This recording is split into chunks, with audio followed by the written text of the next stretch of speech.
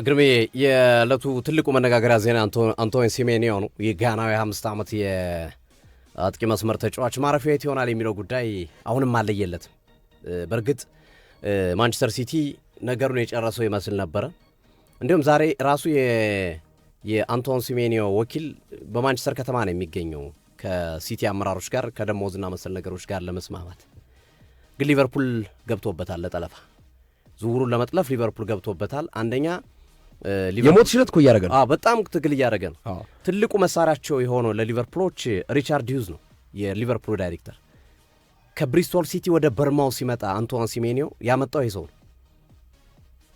በበርማው ሲሰራ ነበር ሪቻርድ ሂውዝ በበርማው እግር ኳስ ክለብ ውስጥ። ያንን መልካም ግንኙነታቸውን ተጠቅመው ተጫዋቹን ወደ ሊቨርፑል ለማስኮብለል በከፍተኛ ሁኔታ እየሰሩ ነው። ያለፉት 2 ቀናቶች ላይ ከፍተኛ ስራ እየሰሩ ነው። ኮዲ ጋክፖ ጉዳትም ነው፣ ጥሩም አይደለም። ፍሬዴሪኮ ኬዛ በየቀኑ ነው የሚጎዳባቸው። እዛ ቦታ ላይ ሁነኛ ተጫዋች አጥተዋል ሉዊስ ዲያዝ ከወጣ በኋላ። ስለዚህ ያንን መሰረት ባደረገ መንገድ የ5 ዓመቱን ጋና አጥቂ የመጥለፍ ስራ እየሰሩ ነው። 65 ሚሊዮን ፓውንድ ነው መልቀቂያ ዋጋው። አርሰናል መጣ፣ ዩናይትድ መጣ፣ ሲቲ መጣ፣ ሊቨርፑል መጣ፣ የትኛውን ክለብ መጣ ይህንን የመክፈል ግዴታ አለ። 10 ቀን ነው በነገራችን ላይ ጃንዋሪ 1 እስከ 10 ማጠናቀቅ አለብን ዝውውሩ። ነገር ግን ከዛ በኋላ ያሉት ነገሮች ናቸው። አንደኛ የምትሰጠው ጥቅማ ጥቅም፣ ደሞዝ፣ የዋንጫ ኦፈር ያለው የቱ ጋር ነው? ዋንጫ የማንሳት እድል ያለው ቡድን የቱ ጋር ነው? የልጁ ውሳኔ በጣም ጠቃሚ ነው ተብሎ ይጠበቃል። እና ሊቨርፑሎች በተደጋጋሚ ስልክ እየደወሉ ነው ወደ በርማውዞች፣ ተደጋጋሚ ግንኙነቶችን እየፈጠሩ ነው። ስቲል ሲቲ እየመራ ነው በሴሜንዮ ጉዳይ። ግን ብቸኛ ይመስል ነበር ሲቲ። በቃ አልቋል፣ አብቅቷል፣ ሴሜንዮ ወደ ሲቲ ነው የሚያምራው የሚለው ጉዳይ እያበቃ ይመስል ነበር። ግን አላበቃም። ሊቨርፑል ገብቶበታል። ታምር ሊፈጠር ይችላል በሚቀጥሉት 2-3 ቀናት። ጃንዋሪ 1 ነው የሚጀምረው። 2-3 ቀን ነው የቀረው ዝውውር ሊጀምር። ስለዚህ ያልተጠበቀ ዩተርን ሊደረግ ይችላል። አርሰናልም ዳር ሆኖ እያየ ነው። ኢታን ንዋኔሪን ሰጥቶ ለመቀየር የሚደረግ ጥረት፣ ገንዘብ ጨምሮ የሚደረግ ጥረት ለማድረግ ዳር ሆኖ እያየ ነው። አርሰናልም 100 አልወጣም። ሁለቱ ክለቦች ግን ተናንቀዋል በዚህ ተጫዋች ዝውውር ላይ። በነገራችን ላይ ይሄ ዝውውር ከዚህ በፊትም እንዳነሳ ነው ግርምዬ ለዋንጫው ጉዞ ወሳኝ ሊሆን ይችላል። ሲቲ ተጫዋቹን ከወሰደው ይህ ተጫዋች የፕሪሚየር ሊጉ 3ኛ ኮከብ ጎል አግቢ ነው። ከሃላንድና ከአይጎር ቲያጎ ቀጥሎ ኮከብ ጎል አግቢ ነው። ስለዚህ የሃላንድን በርደን የመቀነስ እድል ያለው ነው። ራያን ቸርኪ እና ፊልፎረን እየተጋሩ ባሉበት ሰዓት ሴሜንዮ ከተጨመረላቸው ደግሞ ይበልጥ ጥሩ አጋጣሚ ሊሆን ይችላል እና አንዳንድ ተንታኞች ይህንን ዝውውር አርሰናል በምንም ብሎ ማክሸፍ ይኖርበታል። ወይ ወደ ራሱ ማምጣት አለበት ተጫዋቹን፣ ወይ የሆነ ነገር አድርጎ ወደ ሲቲ እንዳይሄድ ማድረግ ይኖርበታል የሚል ሀሳቦችን እያስቀመጡ ነው። አንድሪያ ቤርታ ግን እስካሁን ሲሪየስ የሆነ ነገር ባያደርጉም አሁንም ግን ዝውውሩን ባንክሮ እየተከታተሉት ይገኛሉ። የሊቨርፑል አመጣጥ ግን አስፈሪ ነው እየተባለ ነው የሚገኘው። ምናልባት ሴሜንዮ ሊቨርፑል ማረፊያ ሊሆን ይችላል። ቀጣዮቹ ቀናቶች ወሳኝ ናቸው። በተለይ በሲቲና በሊቨርፑል ፍጥጫው ኃያል አሁን ወኪሉ ከሲቲ ጋር አሁን ሲቲ ማንቸስተር ከተማ ነው ያለው፣ እየተወያየ ነው የግል ጥቅማ ጥቅም ደሞዙን በሚመለከት ሲቲ እየመራ ነው ማለት ነው። ሲቲ እንደውም ምን ብሏል? ቨርባል አግሪመንት ልውውጥ ላይ ተስማምተናል ብሏል። በቃል ተስማምተናል ብሏል።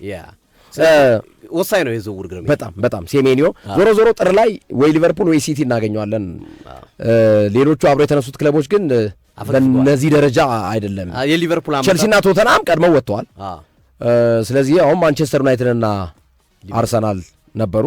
እነሱም ኦልሞስት የማፈግፈግ ነገር ይታያል። አሁን ፉክክሩ በማንቸስተር ሲቲና በሊቨርፑል መካከል ሆኗል። ያው እንዳልነው ሴሜንዮ የአርሰናል ደጋፊ ነው፣ ግን ቦታ አርሰናል ላይ ያለ አይመስልም። የለም ያው ስለሌለ ነው። ለዛ ነው የአፍሪካ ዋንጫ አንዳንዴ እኮ እንዲደረጋል። ግን ብዬ እንደው አጭር ነገር እንዲህ አይነት አስፈሪ ነገር ሲመጣብህ ተጫዋቹን ታዘዋውረውና ዋንጫ ከሚወሰድብህ 60 ሚሊዮን ፓውንድ ብታጣ ይሻላል። ላታጣም ትችል ይጠቅማል። ጠቃሚም ዝውውር ሊሆን ይችላል። በተለይ ሲቲ ከወሰደበት ለአርሰናል ፈተና ነው የሚሆነው። እንደ እነ ማድሪድ ምናምን ያደርጋሉ እኮ እነ ባየር ሙኒክ እኮ እነ ማድሪድ ምናምን ዋንጫ ባርሴሎና ይወስዳል ብሎ ካሰቡና እንዲህ አይነት ነገር ከመጣ አፈፍ ያደርጉባል፣ ይዘና ያስቀምጡታል። ኤግዛክትሊ። ምክንያቱም አሁን ብልጥ አዘዋዋሪ አሁን አርሰናል ብልጥ ከሆኑ ሴሜንዮን ወስደው፣ ምክንያቱም አድቫንቴጅ አላቸው ደጋፊ ስለሆነ ወስደው ቁጭም ቢያደርጉት ቢጠቀሙበትም ይጠቅማል። ቀጣይ ጥር ክረምት ላይ አንዱን ተጫዋች ማስወጣት ነው እና ዋይዝ መሆን ያስፈልጋል ብዬ አስባለሁ። ግን አርሰናሎች ብዙም እንደዚህ አይነት ፉክክር ውስጥ መግባት የፈለጉ አልመሰለኝም። የአፍሪካ ዋንጫ ትናንት እስከዛሬ ካየናቸው ምርጥ ጨዋታ አይቮሪ ኮስት ከካሜሮን እነ አሌክስ ሶንግ ሁሉ ነበሩ፣ እነ ኪሊያን ምባፔ ነበሩ፣ ቹዋሚኒ ነበር፣ እነ ኩንዴ ሁሉ ነበሩ። የአፍሪካ ዘርግ እንዳለባቸው እንዳለ በቃ እዛ ቁጭ ነው። ሪያል ማድሪዶች በተለይ የካሜሮን የዘር ሐረግ ስለነበረባቸው ምባፔ በቃ የሚይዘውን እያጨበጨበ፣ ሶንግማ ዘለለ በቃ አሌክስ ሶንግ የቀድሞ የአርሰናልና የባርሴሎና ተጫዋች ካሜሮናዊ ነው አባቱ ካሜሮናዊ። አሽራፍ ሀኪሚንም ሞሮኮ ሲጫወት ሲደግፍ ነበር የሱን ሁለቱ። አብዛኞቹ እኮ ፈረንሳይ ምዕራብ አፍሪካ አካባቢ ናቸው። የካሜሮን ሳሊባ እኮ ካሜሮናዊ የካሜሮን የዘር ሐረግ አለ ካሜሮን ነው። እና አማድ ዲያሎ ነው የሚገርም ልጅ ነው። አማድ ጎሉን አስቆጠረ። ከዛ ቻማዱ ነው ያቻነቱን ጎል ያገባው። ዛሬም ይቀጥላል። አፍሪካ ዋንጫ የምድቡ 3ኛ ጨዋታ ደርሷል። ምድብ 1 ላይ ኮሞሮስ ከማሊ፣ ዛምቢያ ከሞሮኮ በተመሳሳይ ሰዓት 3ኛ የምድቡን ጨዋታ ከምሽቱ 4 ሰዓት ላይ የሚያደርጉ ይሆናሉ። ሞሮኮ እዚህ ምድብ ላይ 4 ነጥብ አላት። ሞሮኮ 4 ነጥብ፣ ማሊና ዛምቢያ ደግሞ 2 ነጥብ፣ ኮሞሮስ 1 ነጥብ ነው ያላት እና ዛምቢያ ከሞሮኮ በጣም በጣም ምርጥ ጨዋታ ነው። 4 ሰዓት የሚደረግ ጨዋታ ነው። ማሊ ከኮሞሮስ በተመሳሳይ 4 ሰዓት ነው። ምድብ 2 ላይ አንጎላ ከግብፅ፣ ዚምባብዌ ከደቡብ አፍሪካ። ይሄ ጨዋታ ደግሞ 1 ሰዓት ላይ የሚደረግ ጨዋታ ነው። ግብፅ 6 ነጥብ ይዛ ሁለቱንም ስላሸነፈች ወደ ቀጣይ ዙር አልፋለች፣ ማለፏን አረጋግጣለች ግብፅ እዚህ ምድብ ላይ። ደቡብ አፍሪካ 3 ነጥብ አላት። ዚምባብዌና አንጎላ 1 ነጥብ አላቸው።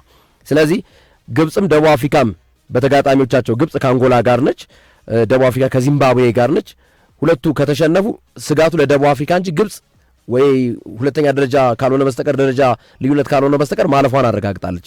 ስለዚህ ግብፅ ከአንጎላ፣ ደቡብ አፍሪካ ከዚምባብዌ በተመሳሳይ ሰዓት 1 ሰዓት ላይ ጨዋታቸውን የሚያደርጉ መሆኑን ለመግለጽ ያክል ነው። ሶፊዬ